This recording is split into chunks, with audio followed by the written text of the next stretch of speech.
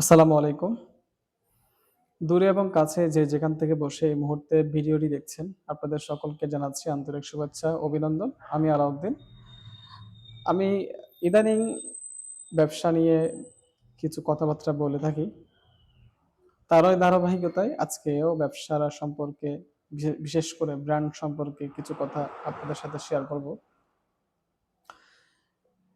আমি ব্যবসা শিখি, তারপর নিজে এপ্লাই করি। এটা থেকে রেজাল্ট যদি ভালো পাই, তখন আপনাদের সাথে শেয়ার করি। গত ৩০শে জুন ব্র্যান্ডের উপর একটা ক্লাস করেছিলাম। ক্লাসটার কোর্সটার নাম ছিল বা ক্লাসের টপিক ছিল ব্র্যান্ড ডমিনেন্স।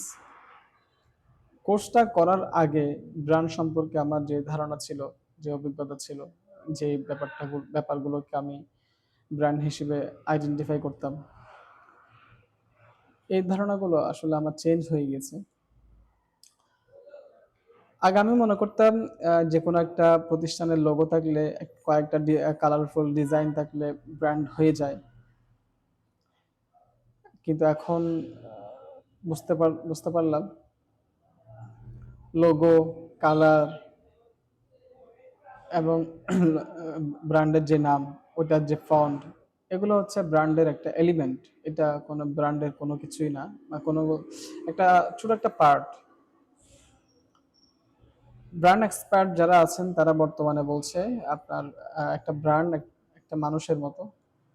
একজন মানুষ যেভাবে আচরণ করে, যেভাবে কথা বলে, যা যা কিছু করে, একটা ব্র্যান্ডও সেম। মানুষের ইমোশন নিয়ে কথা বলে, মানুষের সাথে কমিউনিকেশন করে বিভিন্ন ওয়েতে, কন্টেন্টের মাধ্যমে।